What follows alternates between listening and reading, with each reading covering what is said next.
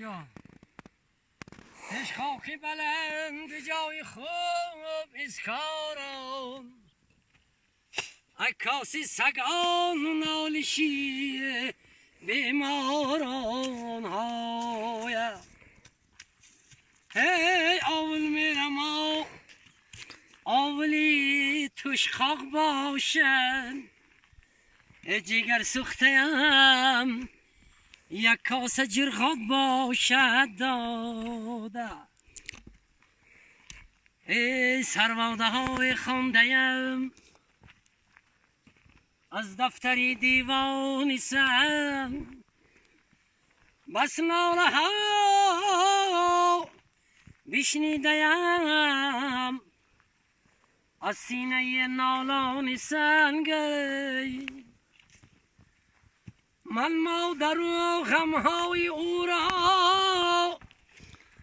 با فیغان دادم به خاک در لحظه بی مادری سرمانده در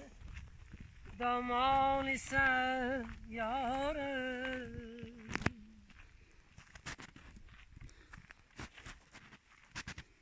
پیرانی خم گردیده را دیدم که در هر مرزیدی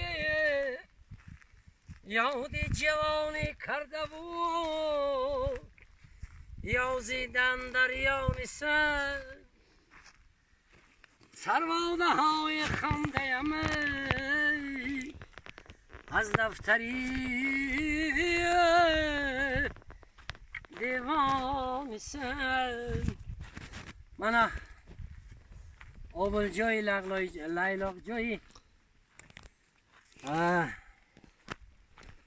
چی توش خاک باقی رسید میرویم اکنون با یکی از موضوع بسیار بزرگ خشناکته میگون که در اونجا یک مزارای خوبی است مردانی مرد همراه جانا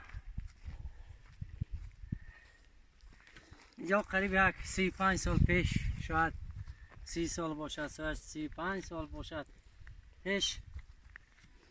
دورای بچگی ما همینجا پس سر شد همین لیلاق جای ها همینجا بسپایی بهترین لحظه های کودکی همین جا بگذشت انشاءالله بچگی هم در همین شناکت های توش خاک و خامات من اینجا بالا دامگاه من آمدیم قریب کلی اینجا دامگاه است اینجا جوی شبگاه جوی شکاری آها اینجا آمدیم من بسری کلش که از این طرف پایان سر میشنود خشناکته ببینید چه منظری بزرگ ببینید چه جای خوب چه جای نغز انا بچگاه ما در همین جا پسی سر شد